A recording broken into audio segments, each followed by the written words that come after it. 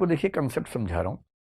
जब भी कानून की बात हो ना तो गहरी बात कीजिएगा, हल्की बात मत कीजिएगा। लोग बहुत बोलते हैं कैसी पुलिस है, कैसा कानून है, इतना टाइम लगाते हैं, कसाब को बिरयानी खिला रहे थे, ये वो, तुरंत मार देना चाहिए, एनकाउंटर कर दो तुरंत। एक अप्रोच ही होती है। एक कानून की दुनिया में एक ना आदर्श वाक्य चलता है जिसको बोलते हैं एक्सियोम चलता है।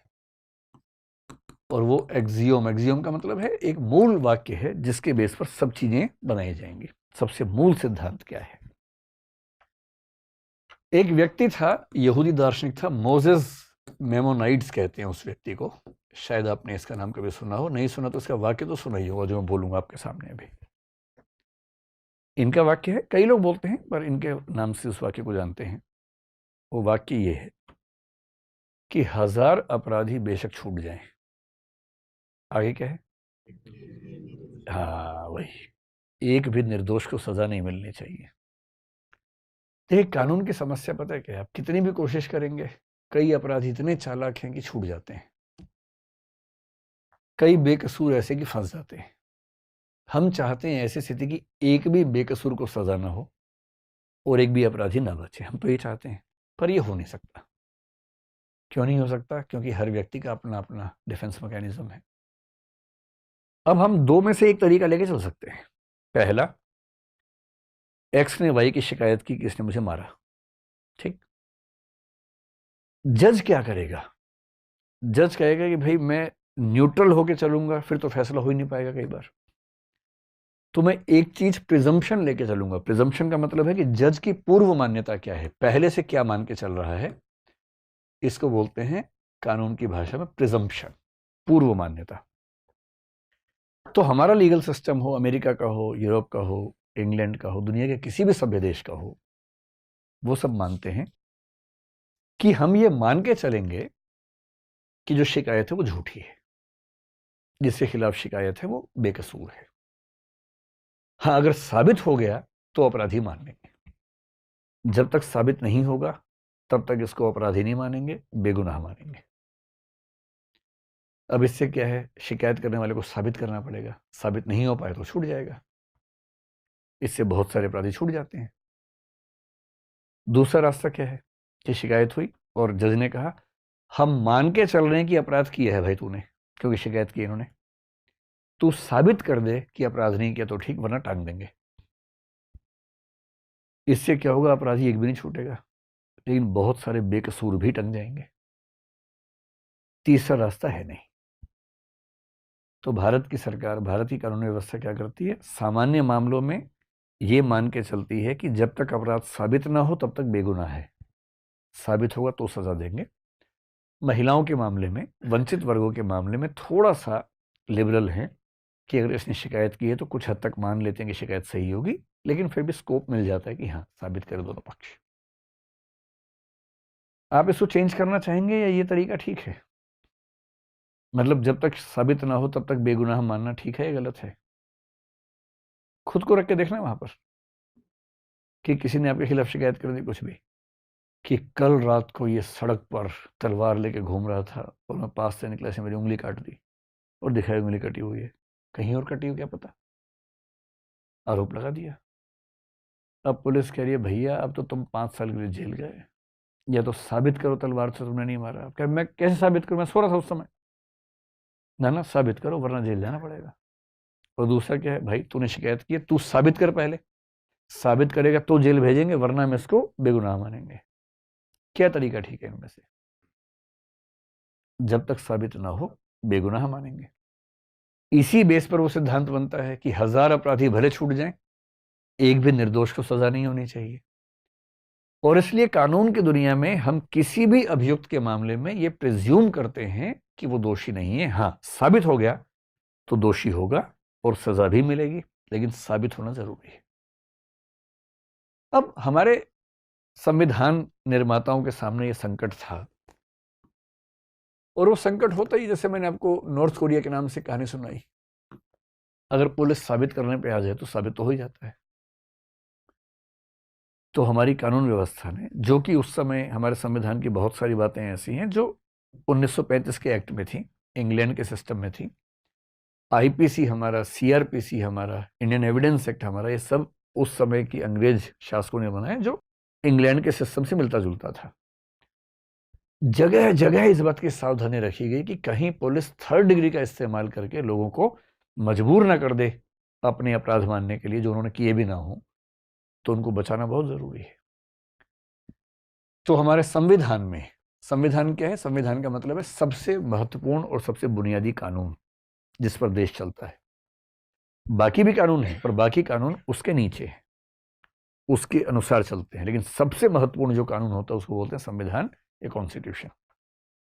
हमारे कॉन्स्टिट्यूशन में एक आर्टिकल है 20 और उसका जो तीसरा भाग है 20 क्लॉज 3 जिसको बोलते हैं, उसमें एक वाक्य लिखा हुआ है जिसका हिंदी सरल भाषा में भाव ये है कि अगर कोई व्यक्ति अभियुक्त है, आरोपी है, एक्यूज है, तो उसे स्वयं अपने विरुद्ध गवाही देने के लिए बाध्य नहीं किया जाएगा।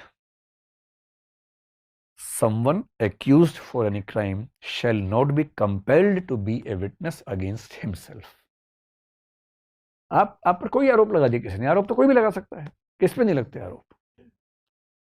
अब पुलिस ने कहा भाई तेरे ऊपर आरोप है चोरी का, इधर आ, तूने की है? आपने कहा नहीं। अच्छा, साइड वाले कमरे में चल। और वहां लाठी भाला तोप लेके आ गए, मार मार के अंत में आदमी को लगता है यार चोरी मान लेता हूँ, ठीक है, ये तो जान से मार देगा। आपने कहा हाँ मैंने चोरी की, मैंने चोरी की। बोले भाई हम तो पहले कह रहे थे, चल लिख के दे मैंने चोरी की। मैंने कहा मैंने चोरी की है। अदालत में देखा है, हाँ जी इसने चोरी की है, वो लिख के दे रहा है, बोल भी रहा है, रिकॉर्डिंग में है इसकी पूरे से। जज ने कहा अच्छा तुमने चोरी की है? आप कह रहे हैं हाँ जी मैंने चोरी की है, तो जाओ फिर 1 साल के लिए जेल में। हो गया फैसला, केस बंद, पुलिस इफेक्टिव है, जबरदस्त तरीके से काम चल रहा है। पर ऐसी व्यवस्था तो हम में से कोई नहीं चाहता। तो संविधान ने लिख दिया भाई कि अगर कोई व्यक्ति अभियुक्त है तो उसको अपने विरुद्ध गवाही देने के लिए बाध्य नहीं कर सकते। आप कहेंगे बताओ तुमने किया है नहीं, वो कहेगा नहीं पता, नहीं बोलूंगा, मैं अपने खिलाफ नहीं बोलूंगा किसी भी हाल में, मेरा कॉन्स्टिट्यूशनल फंडामेंटल राइट है, नहीं बोलूंगा। और ये राइट दुनिया के हर सभ्य देश में है, केवल हमारे देश में नहीं, हर सभ्य देश में है। फिर इस बात को और स्पष्ट करने के लिए एक कानून होता है सीआरपीसी, पता नहीं इसका नाम आप जानते हैं ना, क्रिमिनल प्रोसीजर कोड। एक है IPC, Indian penal code. IPC में लिखा है कौन सा काम अपराध है, कितनी सजा होगी, सब्सटेंटिव लॉ बोलते हैं। सीआरपीसी का मतलब है कि आपराधिक मामलों में अदालत में कार्यवाही कैसे चलेगी। क्रिमिनल प्रोसीजर कोड प्रोसीजर के बारे में है। जब भी गवाही होती है ना, या तो होती है सेक्शन 161 में या होती है सेक्शन 164 में। जब पुलिस गवाही लेती है तो 161 में लेती है, और जज जो गवाही लेता है वो 164 में होता है, जिसको मजिस्ट्रेट बोलते हैं, या एडिशनल मजिस्ट्रेट होगा। बहुत इंटरेस्टिंग बात है, पुलिस ने आपसे क्या कहलवा लिया उसकी कोई वैल्यू नहीं है, जीरो वैल्यू है। पुलिस ने आपको बुलाया पुलिस स्टेशन में, कहा मारूंगा कस के, बोल तूने चोरी की है। कुछ डरना नहीं है, बोलने कि हाँ मैंने चोरी की है, लिख के देता हूं मैंने चोरी की है। उसकी कोई वैल्यू नहीं है, 1% वैल्यू उसकी नहीं। गवाही की वैल्यू केवल तब है जब वो सेक्शन 164 के तहत हुई हो, और 164 के तहत गवाही जो होती है वो मजिस्ट्रेट के सामने होती है, और मजिस्ट्रेट यानी कि जज, जो क्रिमिनल मामले में जज होता है उसको मजिस्ट्रेट बोलते हैं। और वो आपको सबसे पहले बोलेगा कि देखिए कन्फेशन करने की जरूरत नहीं है जब तक आपका मन ना करे। कन्फेशन का मतलब आपने इकबालिया बयान की, हाँ मैंने जुर्म किया है। वो साफ साफ बोलेगा कि कानून व्यवस्था के तहत आप कन्फेशन करने के लिए मजबूर नहीं है, ये आपकी चॉइस का मामला है। हाँ मेरे सामने आप कन्फेशन करेंगे तो ये एक सबूत बन जाएगा आपके खिलाफ, आप नहीं करेंगे तो आपकी चॉइस है, हम बाध्य नहीं कर सकते आपको। और फिर वो गवाही लेगा, पूरी गवाही नोट करेगा, नोट करने के बाद उस व्यक्ति को पढ़ के सुनाएगा कि भाई ये नोट किया है सुन लो, ठीक है? वो कहेगा हाँ ठीक है, तब साइन करेगा वो व्यक्ति खुद भी, और जज भी साइन करेगा उस पर। और मजिस्ट्रेट साइन करने से पहले एक पैराग्राफ लिखना होता है कि सारे नियम समझा दिए गए थे और मुझे पूरा विश्वास है कि इस व्यक्ति ने दबाव में आकर यह बयान नहीं दिया है, यह भी लिखना पड़ता है। तब होती है गवाही सेक्शन 164 में सही। और इसी कानून के सेक्शन 281 में ठीक से बताया गया कि गवाही की नोटिंग की प्रक्रिया क्या होगी, तो इन दोनों को मिला के काम किया जाता है। 161 में क्या है कि पुलिस इन्वेस्टिगेशन कर रही है। अब जो आईओ है, आईओ क्या होता है? इन्वेस्टिगेटिंग ऑफिसर, इन्वेस्टिगेशन ऑफिसर, जो इन्वेस्टिगेट करता है उस मामले को, उसको अधिकार है कि वो किसी को बुला सकता है। तो 161(1) में कहा गया कि पुलिस का अधिकारी किसी भी ऐसे व्यक्ति को बुला सकता है, उसकी मतलब बातचीत कर सकता है, विटनेस ले सकता है, जो उसके हिसाब से उस केस के बारे में जानकारी रखता है। उसको अधिकार है पुलिस वाले को। 161(2) जो है बहुत इंटरेस्टिंग है। 161 का जो पार्ट 2 है, उसकी भाषा पता क्या है? कि पुलिस का अधिकारी उस व्यक्ति से कोई भी सवाल पूछ सकता है और उस व्यक्ति को सामान्यतः हर सवाल का जवाब देना अनिवार्य है। केवल उन सवालों को छोड़कर जिनके बारे में उसे लगता है कि इनका जवाब देने से वह खुद अपराधी बन सकता है या वह अपराधी साबित हो सकता है। आप सवाल का जवाब देंगे, देना पड़ेगा, लेकिन जिस सवाल के जवाब से आपको लगता है कि मैं फंस रहा हूं, आप कह सकते हैं कि मैं इसका जवाब नहीं दूंगा। और इसी बात पर एक महिला हुई जिसका नाम था नंदिनी सतपथी। इनका नाम पता नहीं आपने सुना या नहीं। उड़ीसा की मुख्यमंत्री थी ये इमरजेंसी के समय। 1978 में केस हुआ इनका, और इन्होंने क्या किया, पुलिस ने सवाल पूछे 161 के तहत, हर सवाल पे चुप, कोई जवाब नहीं। इन्होंने कहा कि आपका हर सवाल ऐसा है कि मैं जवाब दूंगी तो मेरा सेल्फ इंक्रिमिनेशन हो जाएगा, मैं अपने खिलाफ गवाही दूंगी, और संविधान का अनुच्छेद 20(3) और आईपीसी सीआरपीसी 161(2) मुझे परमिशन देता है कि मैं ऐसे सवाल का जवाब ना दूं। ये मामला सुप्रीम कोर्ट चला गया कि अगर कोई अभियुक्त जवाब ही ना दे तो हम क्या करें। तो सुप्रीम कोर्ट ने इस केस में माना इनकी बात को कि राइट टू साइलेंस हमारे पास है, और यदि पुलिस हम पर दबाव डाले तो हम चुप रहने का अधिकार है। हम कह सकते हैं कि हम चुप रहेंगे, क्योंकि 20 क्लॉज 3 और 161 क्लॉज 2 के तहत यह अधिकार बनता है। अब इससे अभियुक्त के अधिकार बढ़ते हैं, पुलिस की जिम्मेदारी बढ़ जाती है। पुलिस सब परेशान है, किसी को बुलाया कि हाँ भाई तुम वहां गए थे, वो चुप, नहीं गए थे चुप, तुमने किया चुप, नहीं किया चुप। अब पुलिस कह रही है कि अपना सर फोड़े, क्या करें हम, हमें भी फैसला निकालना है, जजमेंट निकालना है, हम भी क्या करें। उसका अधिकार है कि वो ना बोले, क्योंकि संविधान और कानून ये कहता है। तो सवाल ये था कि क्या हम इस टेस्ट को कंपलसरी करें। अगर कंपलसरी करेंगे तो इन व्यक्तियों को अपने खिलाफ गवाही देने की बाध्यता हो जाएगी, क्योंकि जैसे नार्को किसी का हुआ, वो तो होश हवास में है ही नहीं, बोल दिया, उसके खिलाफ गवाही हो गई। तो अपने खिलाफ गवाही देने की बाध्यता जो संविधान मना करता है, सीआरपीसी मना करता है, क्या हम उसके लिए किसी को बाध्य कर सकते हैं? 1997 में एक व्यक्ति ने इसी पर एक पिटीशन लगाई कि भाई आप क्यों कंपलसरी करते हो, क्यों परेशान करते हो हमें। उसका नाम था इंदिरा पी चौधरी, और इसने बात कही ह्यूमन राइट कमीशन से, NHRC, national human rights commission. और नेशनल ह्यूमन राइट्स कमीशन ने 2000 ईस्वी में एक डिटेल्ड डॉक्यूमेंट निकाला। अभी सुप्रीम कोर्ट ने कुछ नहीं कहा है, हाई कोर्ट नहीं कह रहा है, नेशनल ह्यूमन राइट्स कमीशन कह रहा है, जिसकी बात को मानना जरूरी नहीं है। वो एक सुझाव के रूप में होती है बात, गाइडेंस के रूप में होती है। और ह्यूमन राइट्स कमीशन ने कहा कि भारत के संविधान और कानून के तहत हमारे दिशा निर्देश, गाइडलाइंस ये हैं। नंबर 1, किसी भी अभियुक्त या गवाह को पॉलीग्राफ या इस तरह के टेस्ट के लिए बाध्य नहीं किया जा सकता। ये उसकी चॉइस का मामला है, वॉलंटरी होना चाहिए। फिर ये भी लिखा कि वॉलंटरी में भी ध्यान रखना है, किसी मजिस्ट्रेट के सामने वो व्यक्ति कहेगा कि हाँ मैंने इस टेस्ट के लिए अपनी परमिशन दी है। इसलिए इस केस में क्या हो रहा है कि मजिस्ट्रेट के सामने अभियुक्त कहेगा कि हाँ मैं परमिशन दे रहा हूं, तो टेस्ट होगा उसके बाद। तीसरी बात, जब उससे परमिशन लेंगे उससे पहले उसको बताएंगे कि इसमें लीगल, साइकोलॉजिकल और फिजिकल एस्पेक्ट्स क्या क्या हैं, ताकि उसको सब बातें पता होनी चाहिए। चौथी बात जो बाद में समझेंगे, साथ में उसको ये भी बताया जाएगा कि इसमें आप जो भी चीजें निकलेंगी वो कन्फेशन नहीं माना जाएगा आपका, वो कन्फेशन नहीं है, उसकी वैल्यू कन्फेशन की नहीं है। क्यों? कन्फेशन लेने का अधिकार केवल और केवल मजिस्ट्रेट को है, वो ना पुलिस को है, ना मनोवैज्ञानिक को है, ना डॉक्टर को है, ना किसी और को है। और कानून की व्यवस्था कहती है कि जब आप अपराधी से, अभियुक्त से बात करेंगे, वो होशो हवास में होना चाहिए। अगर वो होशो हवास में है ही नहीं तो उससे हम उस समय की उसकी गवाही को कैसे वैल्यू दें? भाई या तो इन सब में अमेंडमेंट करके लिख दें कि इसको हम गवाही मानेंगे।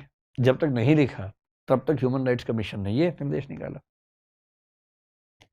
तो अभी तक की जो स्थिति है, इसके बाद अंतिम जो बात है वो ये कि 2010 में एक फैसला हुआ, जो मैंने आपसे कहा सेल्वी का मामला, जो मैं बाद में डिस्कस करूंगा। सुप्रीम कोर्ट ने भी इसमें साफ कह दिया कि आप नेशनल ह्यूमन राइट्स कमीशन की बातों को मानेंगे, कंपल्शन नहीं कर सकते, चॉइस का मामला है। और कंपल्शन क्यों नहीं कर सकते, इस मामले में सुप्रीम कोर्ट ने तो और 2-3 बातें कह दी। आर्टिकल 20 पार्ट 3 का विरोध तो है ही, उसने ये भी कहा कि आप अपने खिलाफ गवाही नहीं देना चाह रहे, आप चुप रहना चाह रहे हैं, उसके भी खिलाफ है। और मेंटल प्राइवेसी के खिलाफ है। राइट टू प्राइवेसी जिसको हम बोलते हैं, वो आर्टिकल 21 में आता है, राइट टू पर्सनल फ्रीडम में आता है। आप किसी के दिमाग के अंदर घुस के कुछ कुछ ऐसी बातें निकाल के ले आए जो कहीं मिसयूज भी हो सकती हैं, उसकी प्राइवेसी खत्म हो गई। तो राइट टू मेंटल प्राइवेसी भी तो एक चीज है, वो भी तो उससे खत्म हो रहा है। फिर सुप्रीम कोर्ट ने कहा राइट टू डिग्निफाइड लाइफ, वो भी आर्टिकल 21 के तहत आता है। Right to life and personal liberty है आर्टिकल 21। उसने कहा राइट टू लाइफ का मतलब पशु वाली जिंदगी नहीं है, इंसान वाली जिंदगी है, डिग्निटी वाली। इसमें डिग्निटी खत्म होती है, क्योंकि इस व्यक्ति ने जो आरोप लगाया था वो ये कि मुझसे परमिशन तो ले ली टेस्ट लेने की, उसके बाद जो मेरा हल किया टेस्ट के नाम पे, डिग्निटी उसमें नहीं थी एकदम। तो सुप्रीम कोर्ट ने राइट टू डिग्निफाइड लाइफ खत्म होता है। राइट टू पर्सनल लिबर्टी जो है, जिसमें एक व्याख्या है राइट टू प्राइवेसी, वो खत्म होता है। Right to not be self incriminated जैसा जो वाक्य बनेगा वो खत्म होता है, इसलिए हम इसकी परमिशन नहीं देंगे। सुप्रीम कोर्ट ने ये जरूर कहा, सरकार ने बहुत दबाव बनाया कि अगर इसकी परमिशन मिलेगी तो 3rd डिग्री खत्म हो जाएगा, जल्दी फैसले होंगे, राज्य का दबाव कम होगा, हम अपराधियों को जल्दी जेल तक पहुंचा पाएंगे। तो सुप्रीम कोर्ट ने पासिंग रेफरेंस में कहा भाई अगर आपको इतना ही मन है तो संविधान और एक्ट में संशोधन कर दीजिए, हम ऐसा नहीं करेंगे, हम ये व्याख्या नहीं करेंगे, आप करेंगे तब का तब देखेंगे। फिलहाल अभी जो कानून है, जो संविधान है, उसके तहत अगर आप हमसे पूछेंगे तो हम तो परमिशन नहीं देंगे इस चीज की, क्योंकि ये ह्यूमन डिग्निटी के खिलाफ हमें लग रहा है। दूसरी बात जो इसमें आती है वो ये कि अगर किसी ने टेस्ट करवा लिया, टेस्ट कई लोग करवा लेते हैं, कई बार तो ये भी होता है कि जैसे कोई व्यक्ति फंस गया जबकि वो गलत नहीं था, वो खुद बोलता है कि नार्को करवाइए, मेरा ब्रेन टेस्ट करवाइए, ब्रेन मैपिंग करवाइए, क्योंकि उसको पता है कि ये होगा तो मैं बेकसूर साबित हो जाऊंगा। तो कई लोग वॉलंटरीली चाहते हैं कि उनका टेस्ट हो जाए। तो अगर किसी का टेस्ट हो तो उसकी एडमिसिबिलिटी होगी या नहीं होगी, एक सवाल ये उठता है। एडमिसिबिलिटी मतलब उसको स्वीकार किया जाएगा या नहीं, ये सवाल है। इसके लिए जो हमारा एक्ट है देश में, उसको बोलते हैं इंडियन एविडेंस एक्ट 1872। ये एक्ट बताता है कि गवाही की वैल्यू क्या है, प्रूफ की वैल्यू क्या है, एविडेंस की वैल्यू क्या है। किसी एविडेंस मानेंगे, किसी केवल स्टेटमेंट मानेंगे, किसी केवल रेलिवेंट फैक्ट मानेंगे। इसके एक प्रोविजन का प्रयोग करते हुए सुप्रीम कोर्ट ने बड़ी अच्छी व्याख्या की सेल्वी के मामले में। और वो व्याख्या क्या है, ये सेल्वी का मामला है 2010 का, 5 मई 2010 सबसे महत्वपूर्ण फैसला माना जाता है इस मामले में। 3 जजेस की बेंच ने दिया था फैसला। एविडेंस एक्ट में एक है सेक्शन 25, एक है 26, एक है 27। सुप्रीम कोर्ट ने 27 के तहत इसकी व्याख्या की। बहुत ध्यान देने की बात है ये, इसको समझ लेंगे तो आपको भी कानून का आइडिया रहेगा। और कानून ऐसी चीज है, मेरे ख्याल से देश के हर व्यक्ति को पढ़ना ही चाहिए। अपने अधिकार पता हो, अपनी जिम्मेदारियां पता हो, बिना बात के कोई दबाव ना बना सके। कानून की पढ़ाई करने के बाद कोई दबाव नहीं बना सकता आपके ऊपर। कोई बोलेगा कि ऐसे क्या बोलेंगे, इंडियन एविडेंस एक्ट सेक्शन 27, फिर कोई कुछ बोलेगा ही नहीं, बोलेंगे अच्छा ठीक है आप जाइए जाइए जाइए, है ना। तो बहुत महत्वपूर्ण बातें हैं। और कुछ लोगों ने इसकी व्याख्या में 2 सेक्शंस की बात की, 45, 45A। इनमें से 2-2 मिनट की बात समझ लीजिए, इसके साथ ही ये बात पूरी हो जाएगी। सेक्शन 25 क्या कहता है कि अगर पुलिस के सामने किसी ने कन्फेशन किया है या कोई विटनेस दिया है, उसके बेस पर उसे अपराधी नहीं माना जाएगा। एकदम साफ लिखा हुआ है। हमेशा ध्यान रखना है, ईश्वर ना करे कभी आप कहीं फंस जाएं और कोई पुलिस का व्यक्ति टॉर्चर करे। हालांकि पुलिस के लोग भी अब ध्यान रखते हैं इस बात का, लेकिन मान लीजिए कोई ऐसा व्यक्ति हो टॉर्चर करे कि लिख कागज पे कि तूने खून किया है, लिख कागज पे। एकदम मत डरना, उस समय उससे बचने के लिए लिख देना बेशक। अब आपको लग रहा है कि नहीं लिखूंगा तो मार मार के लहूलुहान कर देगा मुझे, तो आप कहेंगे हाँ लिख देता हूँ, क्या क्या लिखना है बताओ, किस किस का मर्डर के नाम बताओ, सबकी लिस्ट बनाओ। हाँ मैंने ही मारा था, किसी का भी नाम लिख दीजिए ना, चंद्रगुप्त मौर्य को मैंने मारा था लिख दीजिए, कुछ भी लिख दीजिए, जो मन कर लिखवा लीजिए। बिल्कुल नहीं डरना है। हमेशा ध्यान रखना है CRPC सेक्शन 161 और इंडियन एविडेंस एक्ट सेक्शन 25, रत्ती भर वैल्यू नहीं। पुलिस के सामने अगर कोई आपने ऐसा बयान दिया जिससे आप इनक्रिमिनेट हो रहे हैं, आप अपराधी बन रहे हैं, उसकी वैल्यू नहीं है, बाकी बयान की वैल्यू है, इसकी वैल्यू नहीं। फिर 26 में क्या कह रहे हैं, कोई ऐसा बयान जो पुलिस कस्टडी में रहते हुए दिया गया हो, उसकी भी वैल्यू नहीं है इस मामले में। पुलिस कस्टडी है, पुलिस ने एक घर में बिठा दिया, पुलिस वाला बोला मैं तो बाहर जा रहा हूं, ध्यान रखियो, ठीक से बयान दे दियो, बयान किसी और ने लिया, इसकी भी कोई वैल्यू नहीं है, क्योंकि ये व्यक्ति पुलिस कस्टडी में है। पुलिस कस्टडी के अंदर बयान की वैल्यू केवल तब होगी जब वो बयान मजिस्ट्रेट ने लिया हो, अन्यथा उस बयान की कोई वैल्यू नहीं है यदि उससे व्यक्ति खुद अपराधी साबित हो रहा हो। अब सुप्रीम कोर्ट का सिंपल कहना है कि भाई पुलिस कस्टडी में ये नार्को भी हो रहा है, पुलिस कस्टडी में ब्रेन मैपिंग भी हो रहा है, तो 25-26 के तहत कैसे वैल्यू मानेंगे उसकी, हम नहीं मान सकते। फिर सवाल है कि पुलिस करवा क्यों रही है इतना सारा, इतना तामझाम, इतना टीवी मीडिया हो क्यों रहा है सब? इसकी वजह है सेक्शन 27, और सेक्शन 27 एक तरह से एक्सेप्शन है 25 और 26 का, यानी 25-26 की बातें अपनी जगह है, लेकिन ऐसा हुआ तो 27 लागू हो जाएगा। और 27 लागू होने का मतलब क्या है? वो कहता है कि मान लीजिए पुलिस ने इन्वेस्टिगेशन की और किसी ने कुछ कहा जिससे वो अपराधी साबित हो रहा है, तो उस बात की वैल्यू तो एकदम नहीं है। लेकिन अगर उसने कुछ बात कही और पुलिस ने उसके बेस पे कुछ फैक्ट्स निकाले और आगे बढ़कर अपनी रिसर्च से कुछ ऐसे फैक्ट्स निकाल लिए जिनसे साबित होता है कि ये व्यक्ति अभियुक्त है, अपराधी है, तो उन फैक्ट्स की वैल्यू मानी जाएगी, उनको एडमिसिबल माना जाएगा, उनको प्रूफ के रूप में, एविडेंस के रूप में स्वीकार किया जाएगा। सिंपल मतलब क्या समझ लीजिए, इस केस में जैसे आफ्ताब केस में मान लीजिए नार्को टेस्ट हुआ, नार्को टेस्ट में उसने कहा कि हाँ मैंने खून किया था, इसकी कोई वैल्यू नहीं है, इसके बेस पे अदालत स्वीकार नहीं करेगी। लेकिन नार्को टेस्ट में मान लीजिए पुलिस ने पूछा कि चाकू कहाँ रखा, उसके मुंह से निकल के चाकू तालाब के अंदर डाला था, और सिर का जो हिस्सा वो कहाँ रखा, वो मैंने उस खेत में दबाया था। अब हाँ मैंने मारा था, इसकी वैल्यू नहीं है, लेकिन उसने सिर बता दिया कहाँ है, चाकू बताया कहाँ है, पुलिस ने टीम भेज के चाकू रिकवर कर लिया, और उस नाइफ पे उसके हाथ के निशान मिल गए, फिंगरप्रिंट्स मिल गए। अब नाइफ और फिंगरप्रिंट्स जो हैं, ये अपने आप में एक एडमिसिबल एविडेंस बन सकता है। बात समझ पा रहे हैं? नार्को, पॉलीग्राफ या ब्रेन मैपिंग में कुछ ऐसे रिजल्ट्स आए जिससे साबित हो रहा है कि इस व्यक्ति ने अपराध किया है, इसकी अपने आप में वैल्यू नहीं मानी जाएगी। लेकिन उन टेस्ट के अंदर जो बातें मिली, उनके बेस पे कोई और तथ्य पुलिस ने ढूंढ लिया और उस तथ्य से साबित हो गया कि अपराधी है, तो उसकी वैल्यू मानी जाएगी। और ये बात इंडियन एविडेंस एक्ट के सेक्शन 27 में लिखी है। सुप्रीम कोर्ट ने सेल्वी मामले में इस सेक्शन का उल्लेख किया है कि हम 27 के तहत इसकी व्याख्या करेंगे, 25-26 में नहीं करेंगे।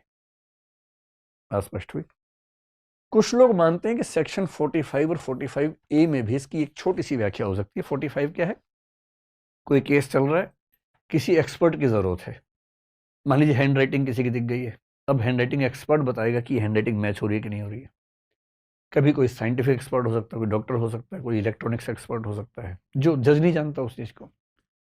तो सेक्शन 45 कहता है कि किसी केस के निपटारे के लिए यदि जज को किसी एक्सपर्ट की जरूरत हो तो उस एक्सपर्ट से राय ली जा सकती है, और उस एक्सपर्ट की राय को क्या माना जाएगा? रेलिवेंट फैक्ट माना जाएगा। वो एविडेंस नहीं है, लेकिन रेलिवेंट फैक्ट है।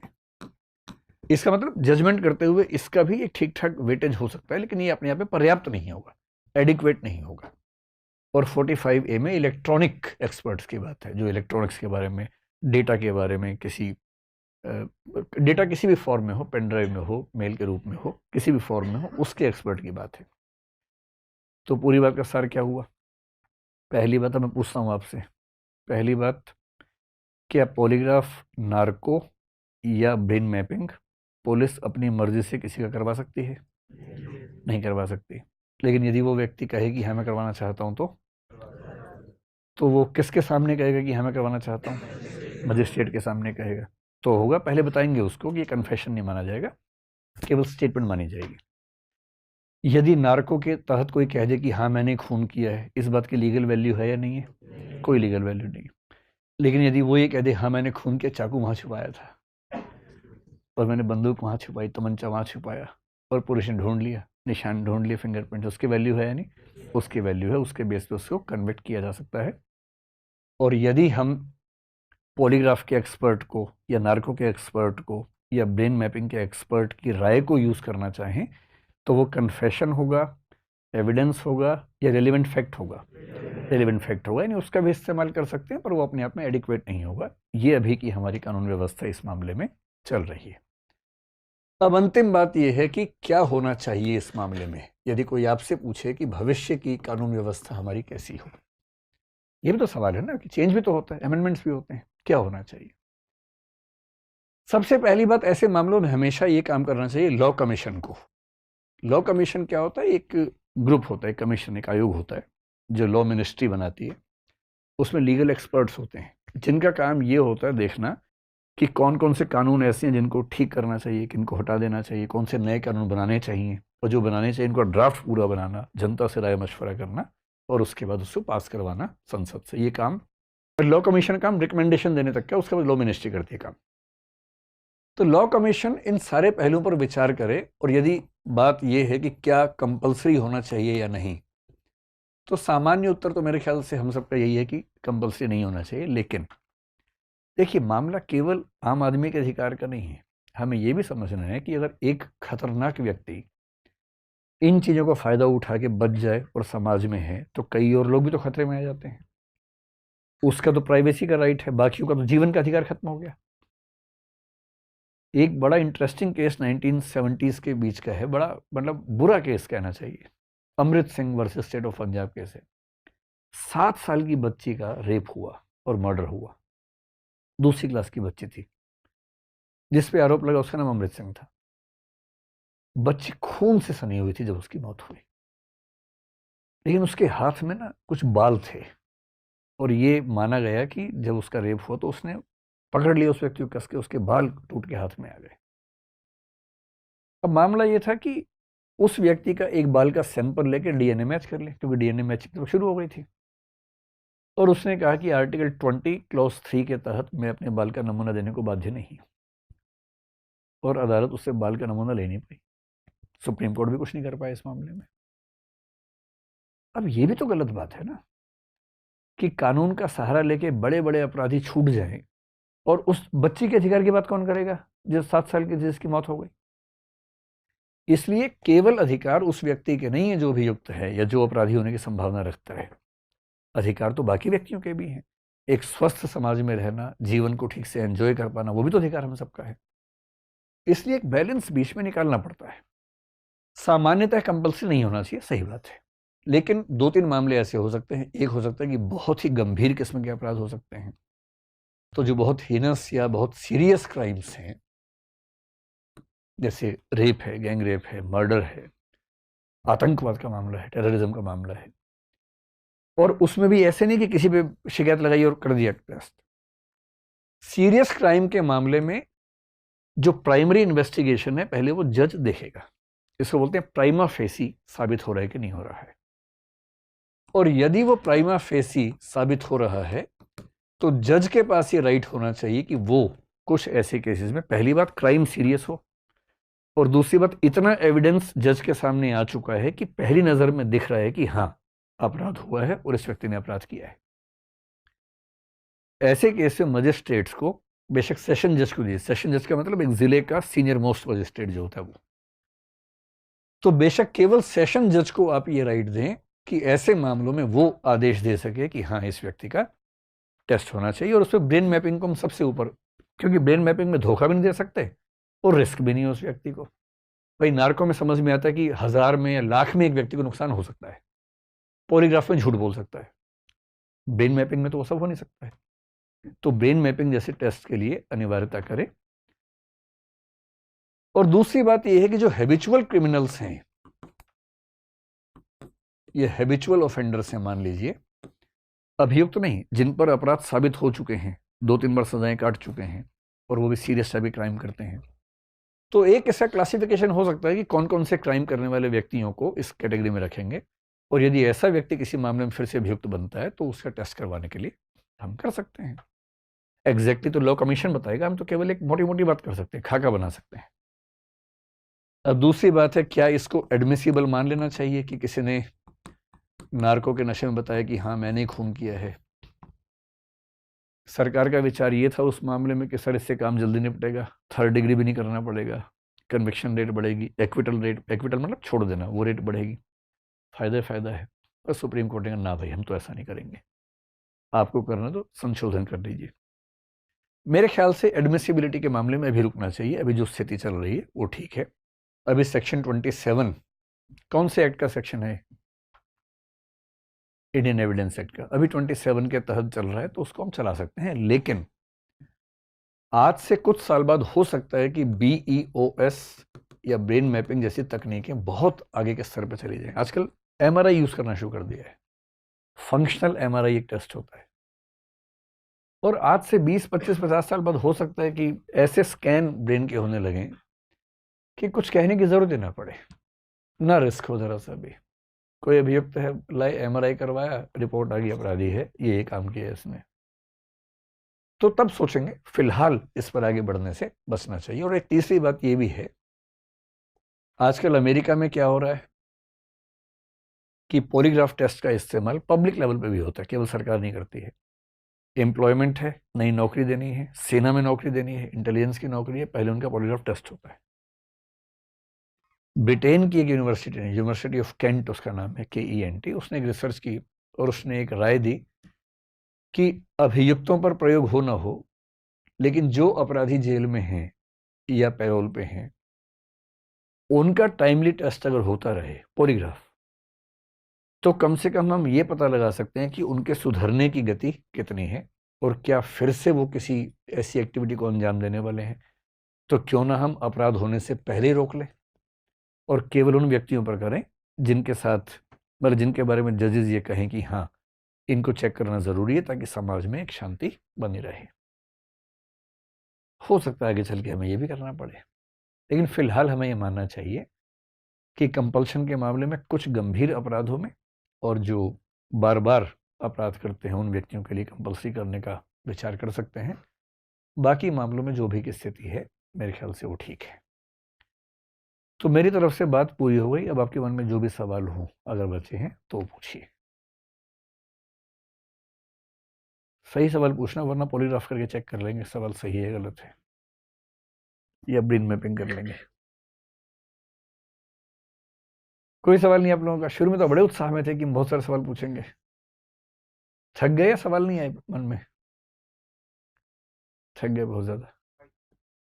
हाँ पूछिए भाई। सर जैसे पॉलीग्राफ टेस्ट कोई अपराधी नहीं कराना चाहता है तो वो अपराध माना जाएगा उस पर या नहीं माना? नहीं, अभी तो स्थिति ये है कि अगर कोई पॉलीग्राफ के लिए मना कर दे तो फिर हम टेस्ट नहीं करवा सकते। सिविल केस में फिर भी करवा सकते हैं, क्योंकि जो आर्टिकल 20 क्लॉज 3 की छूट है केवल क्रिमिनल केसेस में है।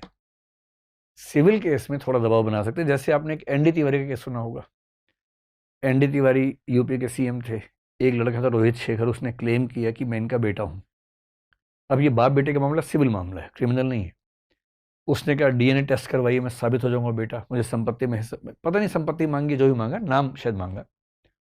जज ने कहा कि आप हमें ब्लड सैंपल दे दीजिए, टेस्ट करवा लेते हैं, या हेयर सैंपल दे दीजिए। उन्होंने मना कर दिया कि नहीं दूंगा।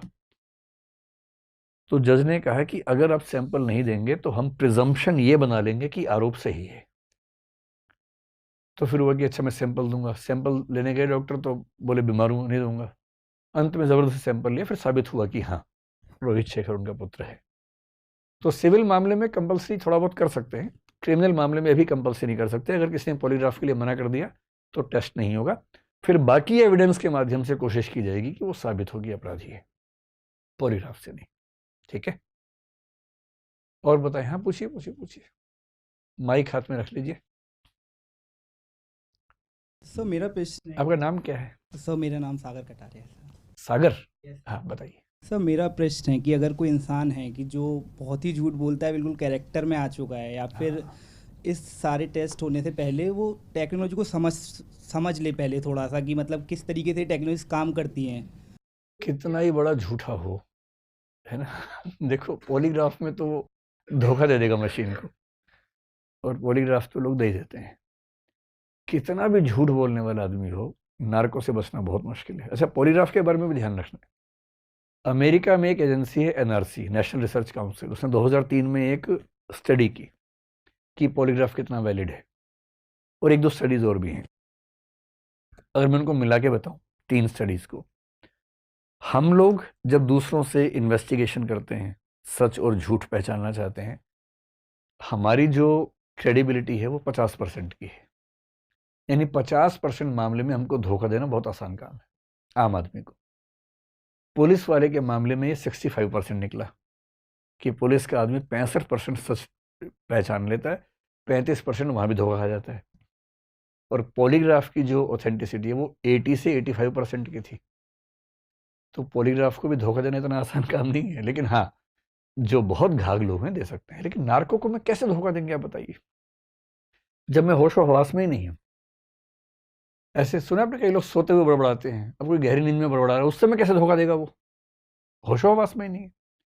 और ब्रेन मैपिंग में तो उसको झूठ बोलना ही नहीं है। उसके सामने एक फोटो है, वो कुछ बेचारा सोच ही नहीं पा रहा, अंदर तरंग बन गई, वेव बनी, वो नोट हो गई। इसलिए कोई कितना भी समझदार क्रिमिनल हो, ब्रेन मैपिंग में और नार्को में उसका बचना मुश्किल काम है। अच्छा, मुझसे पिछले वीडियो पर कई कमेंट्स आए, मेरी टीम ने बताया कि सर हमें ऑडियंस में आना है तो कैसे आ सकते हैं। तो 2 बातें मैं स्पष्ट कर रहा हूँ। एक तो ऑडियंस, अभी हम अपने जो समूह के लोग हैं वही बैठ रहे हैं, आगे चल के कोई रास्ता निकालेंगे कि कोई भी व्यक्ति आ सके। दूसरा, उसके सारे कमेंट्स ना मैं पढ़ता हूँ चैनल के, ना मैं जवाब देता हूँ। कुछ लोगों ने जवाब दिया तो सबको लगा कि मैं जवाब दे रहा हूँ। एक टीम हमारी है, तो मतलब ये उम्मीद मत कीजिए कि मैं सारे कमेंट्स पढ़ूंगा, सबके जवाब दूंगा, मुझे मौका नहीं मिलता। टीम काम करती है, मेरी भूमिका उसमें नहीं के बराबर है। जी नमस्कार सर, मैं हनप्रीत हूँ। सो बेसिकली सर मेरा क्वेश्चन ये था आपसे कि जैसे नार्को टेस्ट में आपने ये बताया कि अगर मैंने बोला कि मैंने कोई अपराध किया तो वो जस्टिफिकेशन नहीं है जज के सामने, बट और आपने दूसरा पॉइंट ये बताया कि जैसे अगर हम घुमा के उससे क्वेश्चन पूछ सकते हैं कि चाकू वहाँ पे है या जो भी आपने एग्जांपल दिया, अगर एक ऐसी सिचुएशन हुई कि पुलिस ही अगर उसमें मिली हुई है और नार्को में हमें तो होश है नहीं, तो अगर हमारे फिंगरप्रिंट लेके या कोई भी वेपन लेकर अगर खुद पुलिस ने उस वेपन को वहाँ पे दफनाया हो तो उसकी क्या जस्टिफिकेशन रहेगी अगर पुलिस आगे जो है कोर्ट के ऊपर जाती है तो? मतलब भारतीय कानून व्यवस्था में ना, अपराधी साबित करना बहुत मुश्किल काम है, बेकसूर साबित होना बहुत आसान काम होता है। ठीक है, फिंगरप्रिंट मैचिंग वगैरह, इन सब के लिए इंडियन एविडेंस एक्ट में पूरे प्रोसीजर्स दे रखे हैं। उन प्रोसीजर के अलावा आप कुछ कर नहीं सकते। और उसमें एक एक चीज़ की वीडियो रिकॉर्डिंग होगी, सब चीज़ें होंगी। और उस पर जो वकील होता है उस पक्ष का, जो अपराधी के पक्ष में है, उसको पूरा अधिकार है कि वो पूरी जांच की कार्रवाई पर सवाल खड़े कर सकता है। इतना आसान नहीं होता है। लेकिन ये बात सही है कि नार्को में उसने कुछ कहा, उसकी वैल्यू नहीं है। जैसे मैंने तेलगी का एग्जाम्पल दिया, तेलगी ने नार्को टेस्ट के तहत 2 नेताओं के नाम बोल दिए। बाद में जब कोर्ट में हुआ, मतलब सेक्शन 164 के तहत जब उसकी गवाही हुई, तब उसने नाम नहीं बोले। उससे पूछा भी गया क्या किसी व्यक्ति का नाम कोई शामिल है, उसने कहा नहीं, कोई शामिल नहीं है। तो क्या माना गया कि कोई शामिल नहीं है, जबकि उसने नार्को में नाम बोल दिए थे। तो फिलहाल ये है कि भारत में किसी बेकसूर को अपराधी साबित करना आसान काम नहीं है। ऐसा होता होगा कुछ केसेस में, लेकिन आसान काम नहीं है। और मतलब उस वकील के पास अधिकार है ही ना सवाल खड़े करने के लिए, करते ही हैं। सर, मेरा नाम प्रियंका है और मेरा सवाल ये है कि अगर कोई अपराध हुआ है और वहाँ पे कोई आई विटनेस है, तो क्या दूसरा पक्ष उस चीज़ में ये बोल सकते हैं कि हम इनका पॉलीग्राफ या नार्को टेस्ट कराने की हम अपील कर सकते हैं उसमें? अपील तो कर सकते हैं, और ये जो विटनेसेस हैं उनके मामले में भी हो सकता है कि पॉलीग्राफ की बात करें। लेकिन वही बात है कि उसकी कंसेंट होना ज़रूरी है।